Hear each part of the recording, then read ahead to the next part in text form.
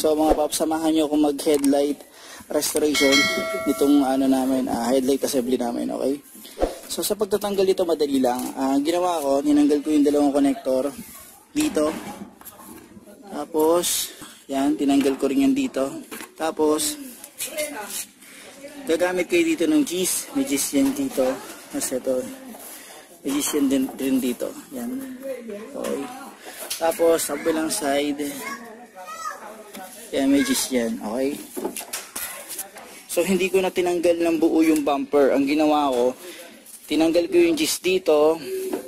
Dito, G's. Tapos sa loob nito may G's din. Okay. Tapos yan, tatanggal ko na to. Tanggal ko na to.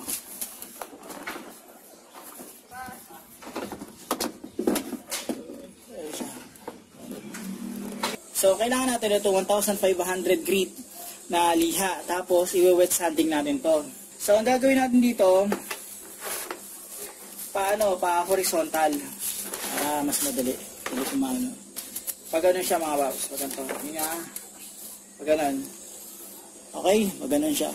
Pasayin natin to. Iha, yan. Pasayin na. Yan, binasa ko na. Tapos, pinunasa ko na rin pala to kanina, yan. Para kahit paano madinis. Pwede natin punasa ulit para makita nyo. Yan. Yan. Tapos, iha. 1,500 grit to mga paps. Tapos, yan. Lagarin na natin.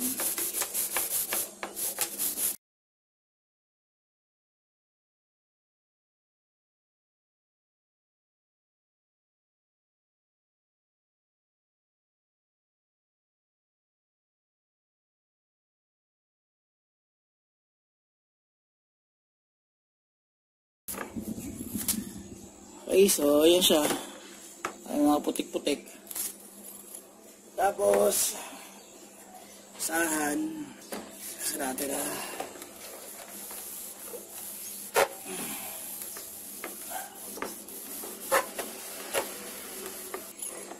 Pumakat pa rin yung yung sa RFID. Makita ko. Hindi pa pwede. So, pwede, gagawin ko. Ano yung gawin? Ayan ulit.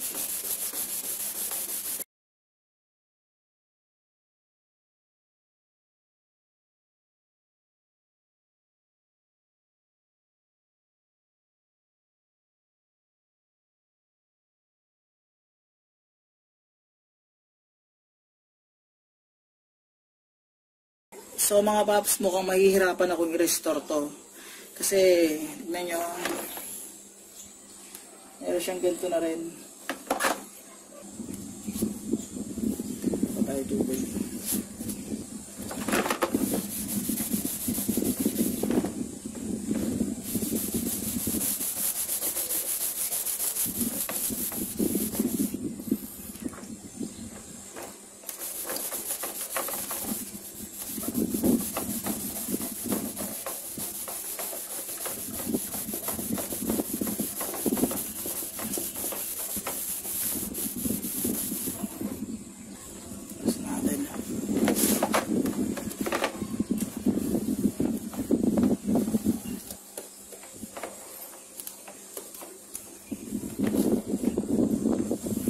So, eto na siya, kung mapapansin, medyo haze siya.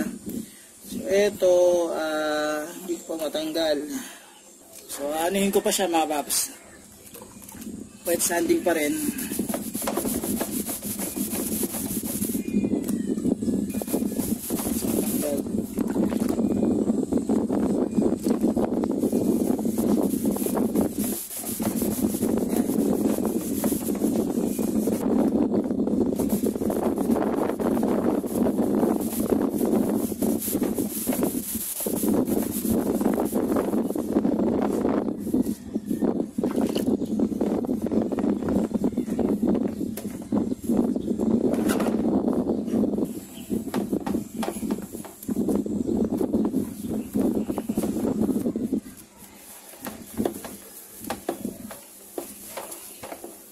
So, ayan na siya mga paps. Kung mapapansin nyo, medyo malabo siya. Normal yan. Ang susunod ko ngayon, 2,000 grit. Pero, ang stroke ko is pa ganon. Okay? vertical. Okay, kanina pa horizontal. Ganito, vertical naman. Okay. Ito, wet sanding pa rin ang gagawin ko.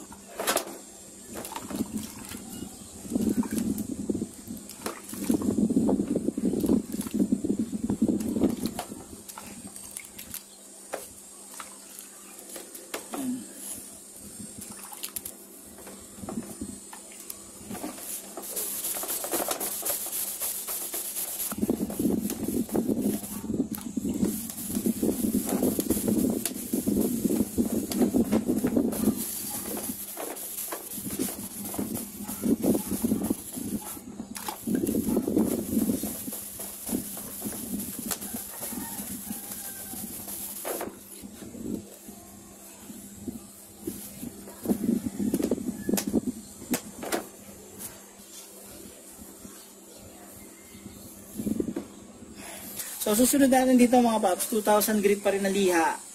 Tapos, wet sanding pa rin tayo. Pero, lalagyan natin to ng rubbing compound. Okay, so ito, may rubbing compound ako rito.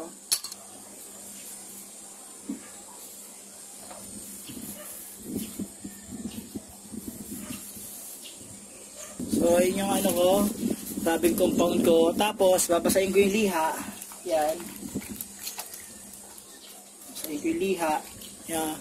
Tapos, etong stroke na gagawin ko, pababa pa rin. Okay? So, yan yan.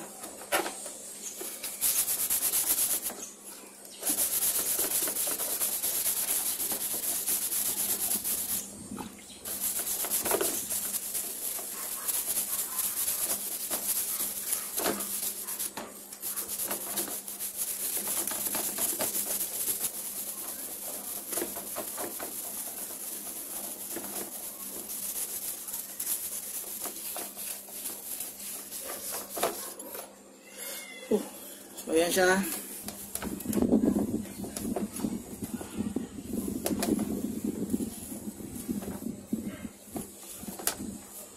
So, ito na siya mga paps. Lumigas-gas pa rin dito, pero ayusin ko yan mamaya.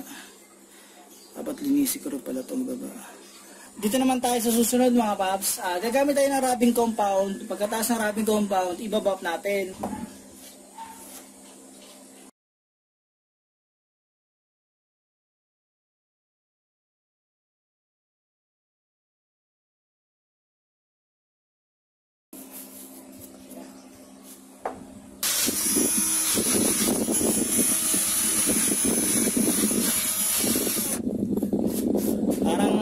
Ayong gumamit ito, hindi maganda. Gamit na lang tayo ng mano-mano. So ito, microfiber towel. So okay to.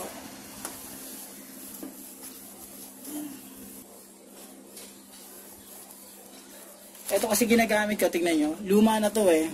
Wala na kasi akong pad na maayos. Kaya tinry ko sana, pangit eh. So mano-mano na lang tayo. Mano-mano.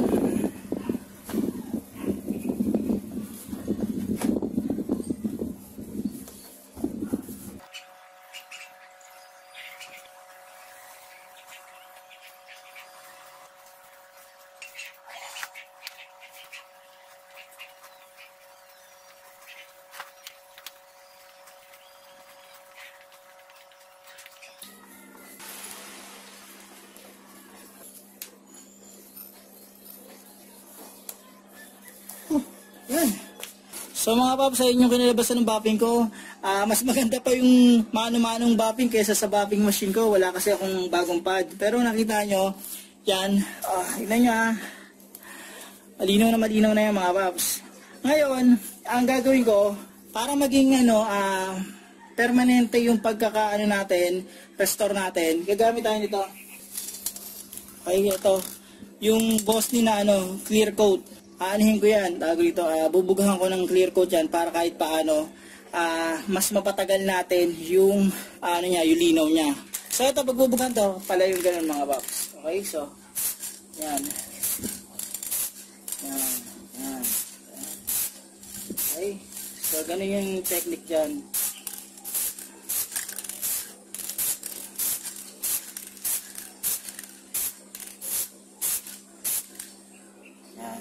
Tayo natin yan mga paps. Patuyuin lang natin ng mga ano yan. Siguro mga 5 to 10 minutes. Tapos, second coat natin. So okay mga paps, nakaka 5 to 10 minutes na yan. Ngayon, gagawin ko, isa-second coat ko na to. So, second coat. Huwag ito itong lapit na ganyan mga paps. Pag ganun, pasabog. Okay? So, yan, yan, yan, yan, yan, yan, yan, yan, yan, yan. Okay. So, antayin ulit natin yung matuyo. Tapos tingnan natin kung ito third coat pa natin. So, okay mga paps, ayan yung ni-restore ko. Tingnan nyo yung itsura. Parang bago ulit. Tapos tingnan nyo yung isa. So, isa ganyan. Ibang-iba na siya mga paps.